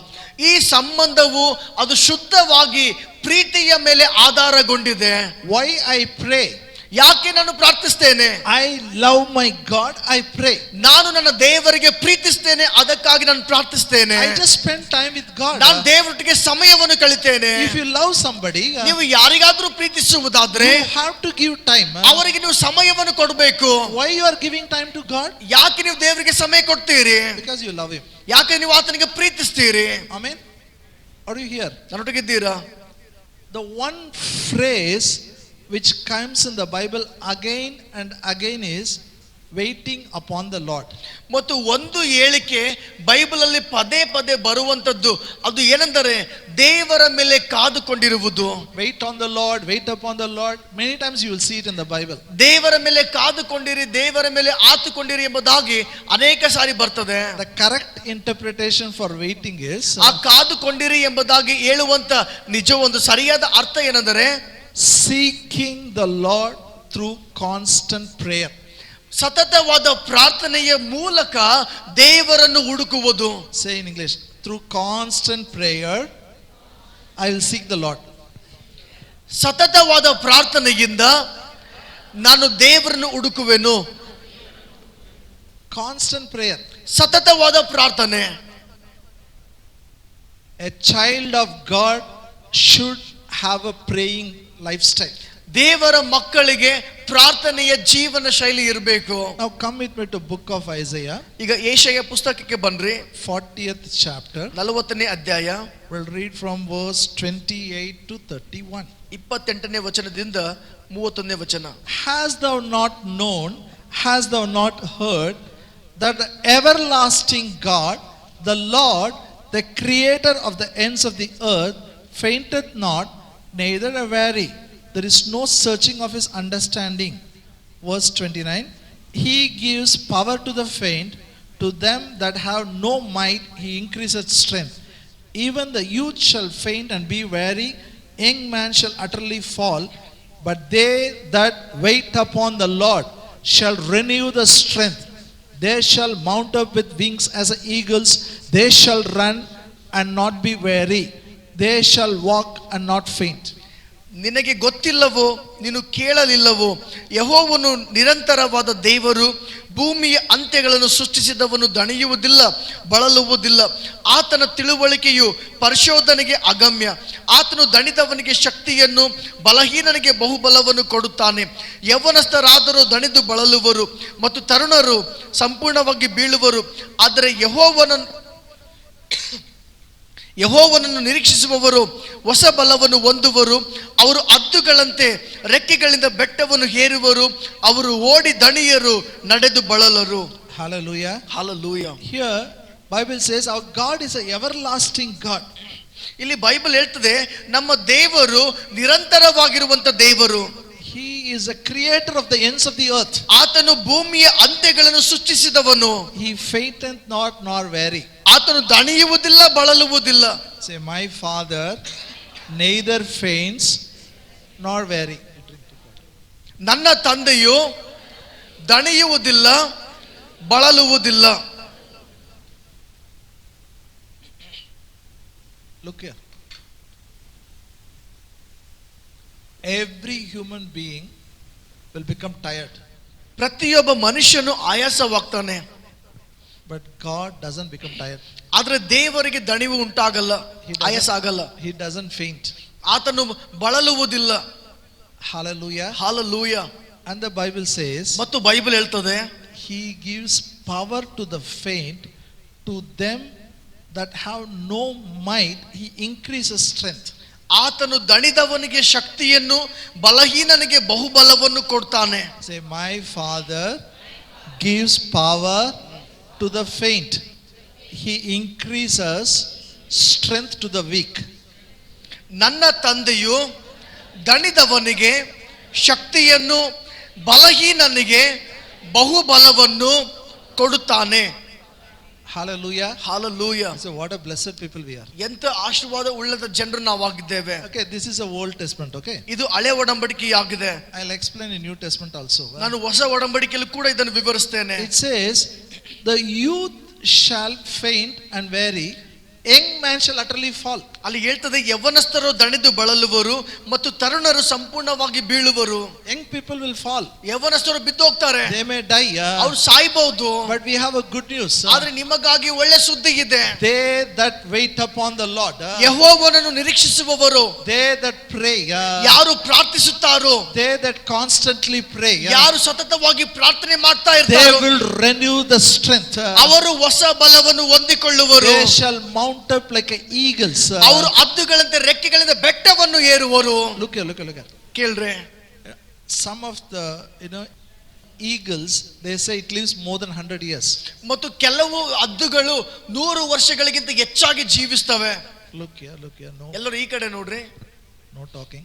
ಯಾರು ಮಾತಾಡ್ಬೇಡ್ರಿ. When eagle becomes old, it goes and stays in some high altitude till all the old feathers fall and the new feathers come. ಹದ್ದಿಗೆ ವಯಸ್ಸಾದಾಗ ಅದು ಎತ್ತರವಾದ ಬೆಟ್ಟಕ್ಕೆ ಹೋಗಿ ತನ್ನ ಎಲ್ಲ ರೆಕ್ಕೆ ಪುಕ್ಕಗಳು ಕಳೆದುಕೊಳ್ಳುವ ತನಕ ಅಲ್ಲೇ ಕಾದುಕೊಂಡು ಇರ್ತದೆ. ನಂತರ ಹೊಸ ರೆಕ್ಕೆ ಪುಕ್ಕಗಳು ಬರ್ತವೆ. After it gets a new feathers, ಹೊಸ ರೆಕ್ಕೆಗಳು ಬಂದಾಗ it flies like a young person. ಅದು ಮತ್ತೆ ಯೌವನಸ್ಥರಂತೆ ಅದು ಆರ್ತದೆ. Hallelujah. Hallelujah. Some people say it takes 40 days. ಮತ್ತು ಕೆಲವೊಬ್ರು ಹೇಳ್ತಾರೆ ಅದಕ್ಕೆ 40 ದಿನಗಳ ಕಾಲ ಆಗ್ತದೆ. But eagles get new feathers. ಆದ್ರೆ ಹದ್ದುಗಳಿಗೆ ಹೊಸ ಒಂದು ಪುಕ್ಕಗಳು ಬರ್ತವೆ. Like a young it will fly again. ಅದು ಯೌವನದಂತೆ ಮತ್ತೆ ಆರಕ್ಕೆ ಸ್ಟಾರ್ಟ್ ಆಗ್ತದೆ. When all of you, ನಾವೆಲ್ಲರೂ when we wait upon the Lord, ನಾವು ದೇವರ ಮೇಲೆ ಕಾದುಕೊಂಡಿರುವಾಗ our strength is renewed like an eagle. ನಮ್ಮ ಬಲವು ಹದ್ದಿನಂತೆ ತಿರುಗಿ ಬರಮಾಡಲ್ಪಡ್ತದೆ. Hallelujah. Hallelujah. That is what Psalmist says. ಅದನ್ನೇ ಕೀರ್ತನೆಗಾರನು ಹೇಳ್ತಾನೆ. Your youth will be renewed like an eagle. ಹದ್ದಿಗೆ ಬರುವಂತೆ ನಿನಗೆ ಯೌವನವು ತಿರುಗಿ ಬರಮಾಡಲ್ಪಡುವುದು. Amen. Say, my youth is renewed like eagle. ನನ್ನ ಯೌವನವು ಹದ್ದಿಗೆ ಬರುವಂತೆ ತಿರುಗಿ ಬರಮಾಡಲ್ಪಡುವುದು. ನನ್ನ ಯೌವನವು ಹದ್ದಿಗೆ ಬರುವಂತೆ ತಿರುಗಿ ಬರಮಾಡಲ್ಪಡುವುದು. So when you spend time in prayer, ನೀವು ಪ್ರಾರ್ಥನೆಯಲ್ಲಿ ಸಮಯ ಕಳೆಯುವಾಗ, praying time is not wasting time. ಪ್ರಾರ್ಥನೆ ಸಮಯ ವ್ಯರ್ಥವಾದ ಸಮಯವಲ್ಲ. Something wonderful happens in your body. ಅದ್ಭುತವಾದ ಸಂಗತಿಗಳು ನಮ್ಮ ದೇಹದಲ್ಲಿ ಆಗ್ತವೆ. What happens? ಏನಾಗ್ತದೆ? Your youth is renewed like eagle. ನಿಮ್ಮ ಯೌವನವು ಹದ್ದಿಗೆ ಬರುವಂತೆ ತಿರುಗಿ ಬರಮಾಡಲ್ಪಡ್ತದೆ. Hallelujah. Hallelujah. I'll tell you, no medicine can give this. ಯಾವುದೇ ಔಷಧಿ ಇದನ್ನು ಕೊಡಕ್ಕಾಗಲ್ಲ. What God gives, nobody can give. ಯಾವುದು ದೇವರು ಕೊಡ್ತಾನೋ ಯಾವುದೇ ಮನುಷ್ಯನು ಕೊಡಕ್ಕಾಗಲ್ಲ. If you consistently pray, ನೀವು ಸತತವಾಗಿ ಪ್ರಾರ್ಥನೆ ಮಾಡ್ತಾ ಇರುವಾಗ, till the end you will have a stamina like an 18 years old boy. ಸಾಯುವ ತನಕ 18 ವರ್ಷದವನ ಶಕ್ತಿ ಹೇಗಿರ್ತದೋ ಅದರಂತೆ ನಿಮ್ಮ ಶಕ್ತಿ ಇರ್ತದೆ. Your heart, liver, kidney, everything will function like 18 years old boy. ನಿಮ್ಮ ಹೃದಯ, ನಿಮ್ಮ ಕಿಡ್ನಿ, ನಿಮ್ಮ ಲಂಗ್ಸ್ಗಳು, ನಿಮ್ಮ ಎಲ್ಲ ಅಂಗಾಂಗಗಳು 18 ವರ್ಷದ ಯೌವನಸ್ಥರಂತೆ ಅದು ಕಾರ್ಯ ಮಾಡ್ತಾ ಇರ್ತದೆ. You will run. ನೀವು ಓಡ್ತೀರಿ, you will not faint. ನೀವು ಬೀಳುವುದಿಲ್ಲ. You will walk. ನೀವು ನಡಿತೀರಿ, you will not become tired. ಮತ್ತು ನಿಮಗೆ ಆಯಾಸವಾಗುವುದಿಲ್ಲ. Hallelujah. Hallelujah. Are you happy? ನೀವು ಸಂತೋಷವಾಗಿದ್ದೀರಾ? Okay, now come to the New Testament. ಈಗ ನಾವು ಹೊಸ ಒಡಂಬಡಿಕೆಗೆ ಬರೋಣ. Now listen carefully. ಎಚ್ಚರವಾಗಿ ಕೇಳ್ರಿ. In the Old Testament, ಹಳೆ ಒಡಂಬಡಿಕೆಯಲ್ಲಿ God has to give everything. ದೇವರು ಎಲ್ಲವನ್ನು ಕೊಡಬೇಕಾಗಿತ್ತು. He has to give power. ಆತನು ಶಕ್ತಿಯನ್ನು He has ಕೊಡಬೇಕಾಗಿತ್ತು. to give strength. ಆತನು ಬಲವನ್ನು He ಕೊಡಬೇಕಾಗಿತ್ತು. has to do something. ಆತನು ಏನಾದ್ರೂ ಮಾಡಬೇಕಾಗಿತ್ತು. In the New Testament, ಆದ್ರೆ ಹೊಸ ಒಡಂಬಡಿಕೆಯಲ್ಲಿ in our spirit, ನಮ್ಮ ಆತ್ಮದಲ್ಲಿ He has given power. ಆತನು ಶಕ್ತಿಯನ್ನು ಕೊಟ್ಟಿದ್ದಾನೆ. He has given strength. ಆತನು ಬಲವನ್ನು ಕೊಟ್ಟಿದ್ದಾನೆ. He has given health. ಆತನು ಆರೋಗ್ಯವನ್ನು ಕೊಟ್ಟಿದ್ದಾನೆ. Now why I have a problem? ಈಗ ಯಾಕೆ ಸಮಸ್ಯೆಗಳು ಬರ್ತದೆ? Why I am having sickness? ಯಾಕೆ ರೋಗಗಳು ಬರ್ತವೆ? Come with me to Romans 8th chapter. ರೋಮಪುರದವರಿಗೆ 8ನೇ ಅಧ್ಯಾಯಕ್ಕೆ ಬನ್ರಿ. Quickly. With this passage I'll close it. ಈ ವಾಕ್ಯದೊಟ್ಟಿಗೆ ನಾನು ಮುಕ್ತಾಯ ಮಾಡ್ತೇನೆ. 2-3 verses we'll see. 2-3 ವಾಕ್ಯಗಳನ್ನು ನೋಡೋಣ. Romans 8:2. ರೋಮಪುರದವರಿಗೆ 8ನೇ ಅಧ್ಯಾಯ 2ನೇ ವಚನ. The law of spirit of life in Christ Jesus has made me free from the law of sin and death. ಏಕೆಂದರೆ ಕ್ರಿಸ್ತ ಯೇಸುವಿನ ಮುಖಾಂತರ ಪವಿತ್ರಾತ್ಮನ ಜೀವದ ನಿಯಮವು ನನ್ನನ್ನು ಪಾಪ ಮತ್ತು ಮರಣ ನಿಯಮದಿಂದ ಬಿಡುಗಡೆ ಮಾಡಿದೆ. All of you say in Kannada. ಎಲ್ಲರೂ ಕನ್ನಡದಲ್ಲಿ ಹೇಳ್ರಿ. ಏಕೆಂದರೆ ಕ್ರಿಸ್ತ ಯೇಸುವಿನ ಮುಖಾಂತರ ಪವಿತ್ರಾತ್ಮನ ಜೀವದ ನಿಯಮವು ನನ್ನನ್ನು ಪಾಪ ಮತ್ತು ಮರಣದ ನಿಯಮದಿಂದ ಬಿಡುಗಡೆ ಮಾಡಿದೆ. ಬಿಡುಗಡೆ ಮಾಡಬೇಕಾ? Okay, look here. ಎಲ್ಲರೂ ಈ ಕಡೆ ನೋಡ್ರಿ. I need your attention, okay? ನಿಮ್ಮ ಗಮನ ನನಗೆ ಬೇಕು. ಈ ಕಡೆ ನೋಡ್ರಿ. When I say look here, don't read Bible. ಈ ಕಡೆ ನೋಡ್ರಿ ಎಂಬುದಾಗಿ ಹೇಳುವಾಗ ದಯಮಾಡಿ ಬೈಬಲ್ ಓದಬೇಡ್ರಿ. ಎಷ್ಟು ಬೈಬಲ್ ಓದಿದ್ರಿ ಪಾಪ, ಮನೆಗೆ ಹೋಗಿ ಓದಬೇಕು. You should listen to me, okay? Now listen. ಕೇಳ್ರಿ. There are 2 laws. ಅಲ್ಲಿ 2 ನಿಯಮಗಳಿದೆ. Say 2 laws. 2 ನಿಯಮಗಳು. Show your hand. ನಿಮ್ಮ ಬೆರಳುಗಳು ತೋರಿಸ್ರಿ. All are looking like Tamil Nadu politician, okay? Okay, good. Now listen. ಕೇಳ್ರಿ. One is law of sin and death. ಒಂದು ಪಾಪ ಮತ್ತು ಮರಣದ ನಿಯಮ. What is that law? ಆ ನಿಯಮ ಏನು? Sin and death. ಪಾಪ ಮತ್ತು ಮರಣದ ನಿಯಮ. Every man comes under this law. ಪ್ರತಿಯೊಬ್ಬ ಮನುಷ್ಯ ಈ ನಿಯಮದ ಕೆಳಗಡೆ ಬರ್ತಾನೆ. Sin works in him. ಅಲ್ಲಿ ಪಾಪ ಕಾರ್ಯ ಮಾಡ್ತದೆ. Death works. ಮರಣ ಕೂಡ ಕಾರ್ಯ ಮಾಡ್ತದೆ. Sickness comes. ಮತ್ತು ರೋಗ ಬರ್ತದೆ. Hallelujah. Hallelujah. Nobody is left. Everybody comes under this. ಯಾರು ಅದರಲ್ಲಿ ಬಿಡಲ್ಪಡುವುದಿಲ್ಲ. ಪ್ರತಿಯೊಬ್ಬರು ಇದರ ಕೆಳಗಡೆ ಬರ್ತಾರೆ. It is like gravitational force. ಅದು ಗುರುತ್ವಾಕರ್ಷಣೆ ಬಲದ ಹಾಗೆ. Everybody comes under this. ಎಲ್ಲರೂ ಇದರ ಕೆಳಗಡೆ ಬರ್ತಾರೆ. You throw anything, it will fall. ನೀವು ಏನಾದ್ರೂ ಮೇಲೆ ಬಿಸಾದ್ರೆ ಕೆಳಗೆ ಬರ್ತದೆ. Yes or no? ಹೌದಾ ಇಲ್ವಾ?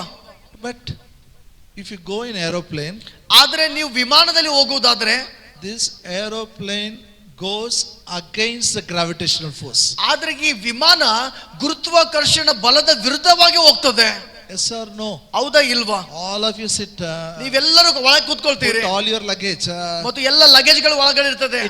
It goes against the law of gravitational force. ಅದು ಗುರುತ್ವಾಕರ್ಷಣ ಬಲದ ವಿರುದ್ಧವಾಗಿ ಹೋಗ್ತದೆ. There is one more law. ಅಲ್ಲಿ ಇನ್ನೊಂದು ನಿಯಮ ಇದೆ.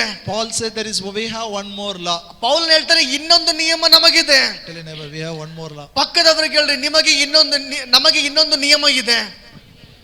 What is this law? ಈ ನಿಯಮ ಏನಾಗಿದೆ? Spirit of life in Christ Jesus. ಯೇಸು ಕ್ರಿಸ್ತನ ಜೀವದ ನಿಯಮ. It has delivered you, made you free from the law of sin and death. ಮತ್ತು ಅದು ನಿಮ್ಮನ್ನು ಪಾಪ ಮತ್ತು ಮರಣದ ನಿಯಮದಿಂದ ಬಿಡುಗಡೆ ಮಾಡಿದೆ. Amen. Say, Spirit of life in Christ Jesus has made me free from the law of sin and death. ಯೇಸು ಕ್ರಿಸ್ತನ ಆತ್ಮನ ಜೀವದ ನಿಯಮವು ನನ್ನನ್ನು ಪಾಪ ಮತ್ತು ಮರಣ ನಿಯಮದಿಂದ ಬಿಡುಗಡೆ ಮಾಡಿದೆ. ಈಗ ನಿಮಗೆ ಬಿಡುಗಡೆ ಬೇಕಾಗಿಲ್ಲ, ಬಿಡುಗಡೆ ಆಯ್ತು. ಬಿಡುಗಡೆ ಬೇಕಾಗಿಲ್ಲ, ಬಿಡುಗಡೆ ಆಗಿದೆ. ಬಿಡುಗಡೆ ಬೇಕಾ ಆಯ್ತಾ? Okay, now listen.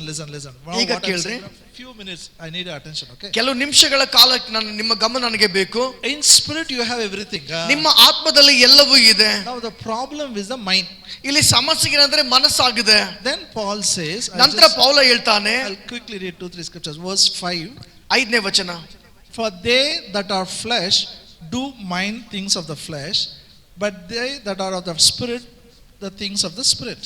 ಮಾಂಸ ಭಾವದವರಾಗಿ ನಡೆದುಕೊಳ್ಳುವವರು ಮನಸ್ಸು ಅದಕ್ಕೆ ಸಂಬಂಧಪಟ್ಟವುಗಳ ಮೇಲೆ ಇಡ್ತಾರೆ, ಆದರೆ ಆತ್ಮನ ಅನುಸಾರವಾಗಿ ನಡೆದುಕೊಳ್ಳುವವರು ಮನಸ್ಸು ಆತ್ಮನಿಗೆ ಸಂಬಂಧಪಟ್ಟವುಗಳ ಮೇಲೆ ಇಡ್ತಾರೆ. Tell in Kannada, all of you. ಎಲ್ಲರೂ ಕನ್ನಡದಲ್ಲಿ ಹೇಳ್ರಿ.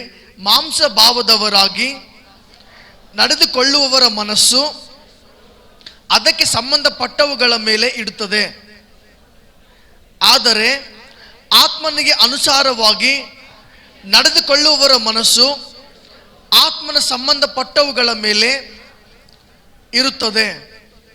ಈಗ ಮನಸ್ಸು ಇಡಬೇಕು, ಅದು ಇಂಪಾರ್ಟೆಂಟ್. ಎಲ್ಲಿ ಇಡಬೇಕು?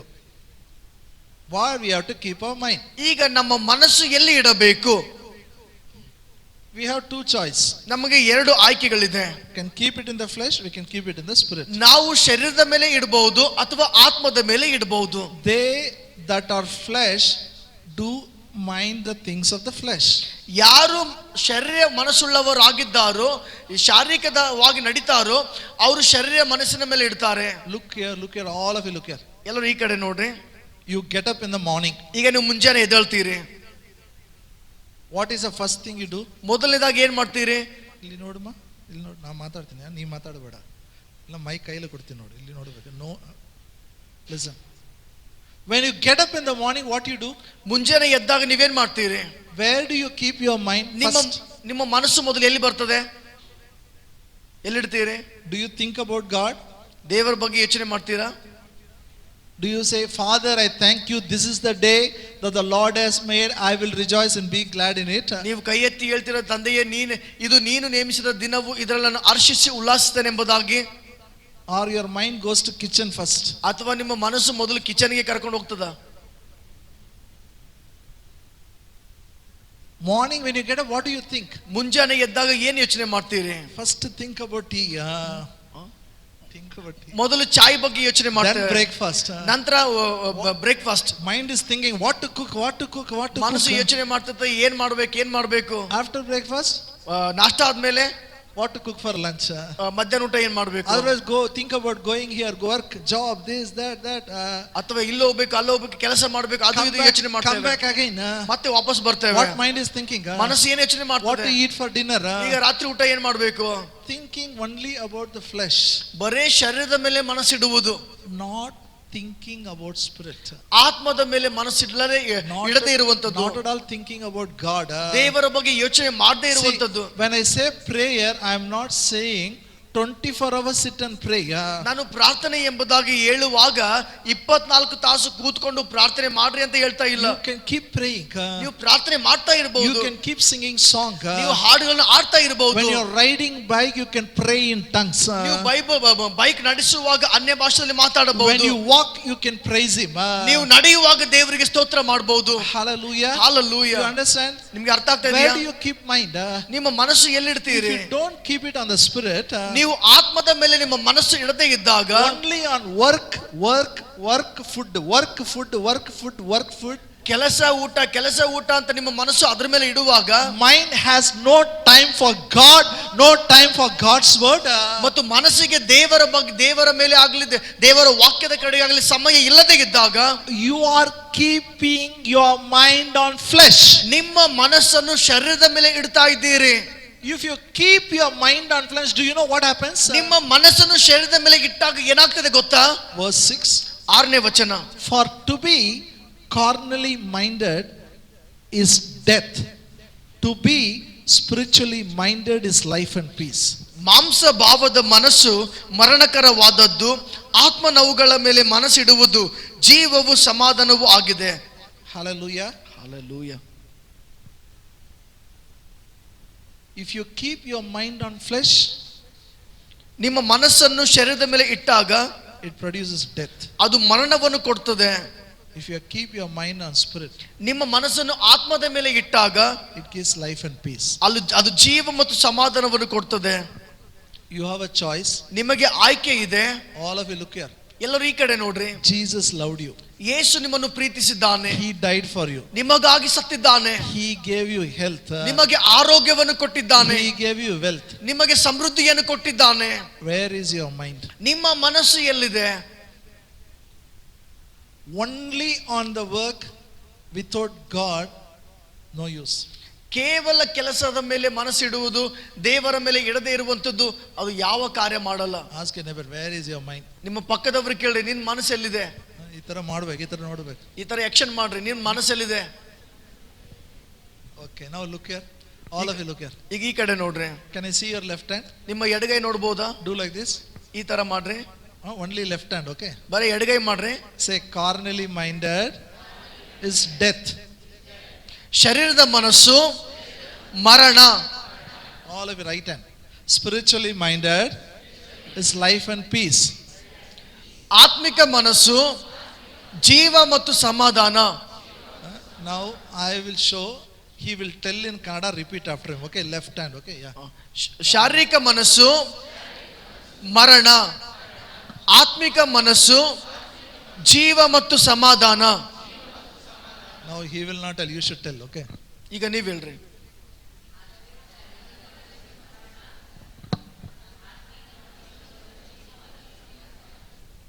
Do you want life and peace? ನಿಮಗೆ ಜೀವ ಸಮಾಧಾನ ಬೇಕಾ? Keep your mind. ನಿಮ್ಮ ಮನಸ್ಸನ್ನು ಆತ್ಮಿಕದ ಮೇಲೆ ಇಡ್ರಿ. Keep on God. Keep on God's word. Have the prayerful attitude. I'm telling you, when you are working, you can pray, no problem. ದೇವರ ಮೇಲೆ, ದೇವರ ವಾಕ್ಯದ ಮೇಲೆ ನಿಮ್ಮ ಮನಸ್ಸನ್ನು ಇಡ್ರಿ. ನೀವು ಕೆಲಸ ಮಾಡುವಾಗಲೂ ಕೂಡ ನೀವು ಪ್ರಾರ್ಥಿಸಬಹುದು. Because this carnally minded is enmity against God, the Bible says. ಯಾಕಂದ್ರೆ ಬೈಬಲ್ ಹೇಳ್ತದೆ ಶಾರೀರಿಕವಾದ ಮನಸ್ಸು ದೇವರಿಗೆ ವೈರತ್ವವಾಗಿದೆ. Verse 8 it says, they that are in the flesh cannot please God. 8ನೇ ವಚನ ಹೇಳ್ತದೆ ಮಾಂಸ ಭಾವಕ್ಕೆ ಒಳಗಾದವರು ದೇವರನ್ನು ಮೆಚ್ಚಿಸಲಾರರು. Hallelujah. Hallelujah. You have to go to work. ನೀವು ಕೆಲಸಕ್ಕೆ ಹೋಗಬಹುದು. You have to do cooking. ನೀವು ಅಡಿಗೆ ಮಾಡ್ತಾ ಇರಬಹುದು. You have to do everything. ನೀವು ಎಲ್ಲವನ್ನು ಮಾಡಬಹುದು. At the same time, keep praying, keep remembering God. ಆದ್ರೆ ಅದೇ ಸಮಯದಲ್ಲಿ ನೀವು ಪ್ರಾರ್ಥನೆ ಮಾಡ್ತಾ ಇರಿ, ದೇವರು ನೆನಪಿಸಿಕೊಳ್ತಾ ಇರಿ. Now listen. This is very important. ಈಗ ಕೇಳ್ರಿ, ಇದು ಬಹಳ When ಪ್ರಾಮುಖ್ಯವಾದ. your mind is on the spirit, ನಿಮ್ಮ ಮನಸ್ಸು ಆತ್ಮದ ಮೇಲೆ ಇದ್ದಾಗ something wonderful happens in your body. ನಿಮ್ಮ ದೇಹದಲ್ಲಿ ಅದ್ಭುತವಾದ ಸಂಗತಿಗಳು ನಡೀತದೆ. What is that wonderful thing happens? ಆ ಒಂದು ಅದ್ಭುತವಾದ ಸಂಗತಿಗಳು ಏನಾಗ್ತದೆ? When you pray, ನೀವು ಪ್ರಾರ್ಥಿಸುವಾಗ, when you spend time in prayer, ನೀವು ಪ್ರಾರ್ಥನೆಯಲ್ಲಿ ಸಮಯ ಕಳೆಯುವಾಗ something happens in your body. ನಿಮ್ಮ ದೇಹದಲ್ಲಿ ಏನೋ ಆಗ್ತದೆ. Hallelujah. Hallelujah. Now we'll read verse 11. ಈಗ 11ನೇ ವಚನ ಓದೋಣ. But if the spirit of him that raised up Jesus from the dead dwells in you, he that raised up Christ from the dead shall also quicken your mortal bodies by His Spirit that dwelleth in you. ಯೇಸುವನ್ನು ಸತ್ತವರೊಳಗಿಂದ ಎಬ್ಬಿಸಿದಾತನ ಆತ್ಮನು ನಿಮ್ಮಲ್ಲಿ ವಾಸ ಮಾಡುತ್ತಿರುವುದಾದರೆ, ಕ್ರಿಸ್ತ ಯೇಸುವನ್ನು ಮರಣದಿಂದ ಎಬ್ಬಿಸಿದಾತನು ನಿಮ್ಮ ನಾಶವಾಗುವ ದೇಹಗಳಿಗೂ ನಿಮ್ಮಲ್ಲಿ ವಾಸಿಸುವ ಆತ್ಮನ ಮೂಲಕವಾಗಿ ಜೀವವನ್ನು ಕೊಡುವನು. Now close your Bibles. All of you close your Bibles. ಈಗ Bible ಮುಚ್ಚಿರಿ. Look here. Look here. All of you look here. Close your Bibles quickly. ಎಲ್ಲರೂ ಬೈಬಲ್ ಮುಚ್ಚಿ ನನ್ನ ಕಡೆ ನೋಡ್ರಿ. What is his left hand? ಈ ಎಡಕೈ ಏನಾಗಿದೆ? Keeping mind where? ಶರೀರದ ಮನಸ್ಸು ಇಡುವುದರಿಂದ ಏನಾಗ್ತದೆ? ಏನಾಗ್ತದೋ? Spiritually minded is? ಆತ್ಮಿಕ ಮನಸ್ಸು. ಜೀವ ಮತ. So where you should keep your mind? ಈಗ ನಿಮ್ಮ ಮನಸ್ಸಲ್ಲಿ ಇಡಬೇಕು. ದೇವರು ಬೇಡ, ಬೈಬಲ್ ಬೇಡ, ಪ್ರೇಯರ್ ಬೇಡ, ಕಲ್ಸ. Hey, wait. Mind should be on God, okay? ಮನಸ್ಸು ದೇವರ ಮೇಲೆ ಇಡಬೇಕು. Do your work, do your business. Mind should be on God. ನೀವು ನಿಮ್ಮ ಕೆಲಸ ಮಾಡ್ರಿ, ನಿಮ್ಮ ವ್ಯಾಪಾರ ಮಾಡ್ರಿ, ಆದ್ರೆ ಮನಸ್ಸು ದೇವರ ಮೇಲೆ ಇಡಬೇಕು. When you keep here, ನೀವು ಇಲ್ಲಿ ಇಟ್ಟಾಗ what happens in your physical body is, ನಿಮ್ಮ ದೇಹದಲ್ಲಿ ಏನಾಗ್ತದೆ ಅಂದ್ರೆ, the Spirit of the Lord who has risen the dead body of Jesus quickens your mortal body. ಯಾವ ಆತ್ಮನು ಯೇಸುವನ್ನು ಸತ್ತವಳಿಂದ ಎಬ್ಬಿಸಿದ್ದಾನೋ ಅದೇ ಆತ್ಮನು ನಿಮ್ಮ ಮರ್ತ್ಯ ದೇಹವನ್ನು ಕೂಡ ಎಬ್ಬಿಸುವನು. See, this body is a mortal body. ಈ ದೇಹ ನಾಶವಾಗುವಂತ ದೇಹ. For everybody it will perish. ಅದು ಎಲ್ಲರೂ ನಾಶವಾಗ್ತಾರೆ. Hallelujah. Hallelujah. Because this body was born in different law of sin and death. ಯಾಕಂದ್ರೆ ಈ ದೇಹ ಅದು ಹುಟ್ಟಿದ್ದು ಅದು ಪಾಪ ಮಾಡದ ನಿಯಮದಿಂದ. But now you are in different law. ಆದ್ರೆ ಇನ್ನೊಂದು ನಿಯಮದ ಕೆಳಗಡೆ ನೀವಿದ್ದೀರಿ. When you pray, ನೀವು ಪ್ರಾರ್ಥಿಸುವಾಗ, when you keep your mind on spirit, ನಿಮ್ಮ ಮನಸ್ಸನ್ನು ಆತ್ಮದ ಮೇಲೆ ಇಟ್ಟಾಗ, resurrection power will work in every organ. ಪುನರುತ್ಥಾನ ಶಕ್ತಿ ನಿಮ್ಮ ಪ್ರತಿಯೊಂದು ಅಂಗಾಂಗಗಳಲ್ಲಿ ಕಾರ್ಯ ಮಾಡ್ತದೆ. Amen. Every organ, ಪ್ರತಿಯೊಂದು ಅಂಗಗಳಲ್ಲಿ it will quicken.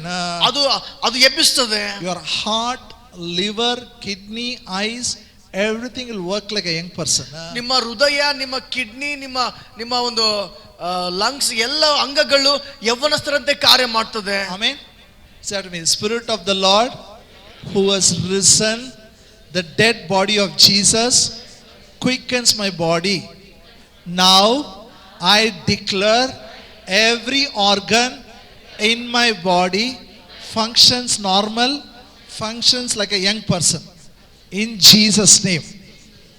ಯೇಸುವನ್ನು ಸತ್ತವರೊಳಗಿಂದ ಎಬ್ಬಿಸಿದ ಆತ್ಮನು ನನ್ನ ದೇಹದಲ್ಲಿ ವಾಸ ಮಾಡುವ ಕಾರಣ ನನ್ನ ದೇಹಕ್ಕೆ ಆರೋಗ್ಯವನ್ನುಂಟು ಮಾಡುವನು.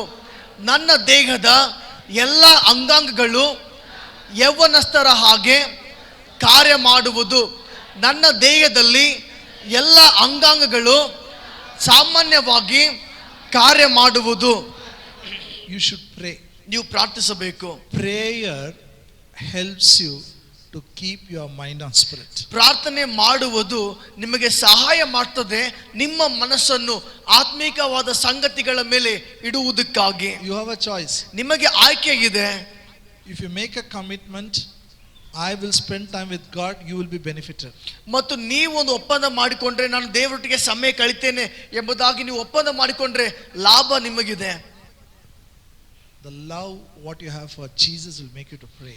ಮತ್ತು ಯೇಸುವಿಗಾಗಿ ನಿಮಗಿರುವಂತ ಪ್ರೀತಿ ಅದು ಪ್ರಾರ್ಥಿಸುವಂತೆ ಮಾಡ್ತದೆ. Always talk with him.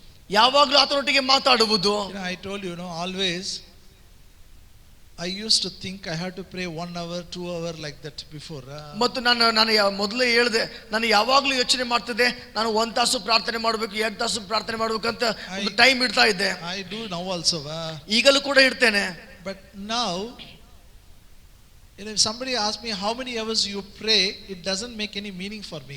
ಈಗ ಯಾರಾದರೂ ನನಗೆ ಕೇಳುವುದಾದ್ರೆ ಎಷ್ಟು ತಾಸು ನೀನು ಪ್ರಾರ್ಥನೆ ಮಾಡ್ತೀಯ ಅಂದ್ರೆ ಅದು ನನಗೆ ಒಂದು ಸರಿಯಾದ ಅರ್ಥನೇ ಅನ್ಸಲ್ಲ. It is like asking how many hours you talk with your wife. ಅದು ಈ ರೀತಿ ಕೇಳಿದಂತೆ ನಿನ್ನ ಹೆಂಡತಿ ಜೊತೆ ಎಷ್ಟು ಮಾತಾಡ್ತಿ, ಎಷ್ಟು ತಾಸು ಮಾತಾಡ್ತಿ. I keep talking. ನಾನು ಮಾತಾಡ್ತಾನೆ ಇರ್ತೇನೆ. Like that, keep talking with Jesus. ಅದರಂತೆ ಯೇಸು ಜೊತೆ ಮಾತಾಡ್ತಾನೆ ಇರಿ. Keep talking with God the Yesu Father. ದೇವರೊಟ್ಟಿಗೆ ಮಾತಾಡ್ತಾನೆ ಇರಿ. Talk with Holy Spirit. ಪವಿತ್ರಾತ್ಮನೊಂದಿಗೆ ಮಾತಾಡಿರಿ. By talking with him, you keep your mind on spirit, which will produce life and peace. ನೀವು ಆತನೊಂದಿಗೆ ಮಾತಾಡ್ತಾ ಇರುವಾಗ ನಿಮ್ಮ ಮನಸ್ಸನ್ನು ಆತ್ಮದ ಮೇಲೆ ಇಡುವವರಾಗಿದ್ದೀರಿ, ಅದು ನಿಮಗೆ ಜೀವವನ್ನು ಸಮಾಧಾನವನ್ನು ಕೊಡ್ತದೆ. Hallelujah. Hallelujah. Shall we all stand up? ನಾವು ಎದ್ದು ನಿಂತುಕೊಳ್ಳೋಣ.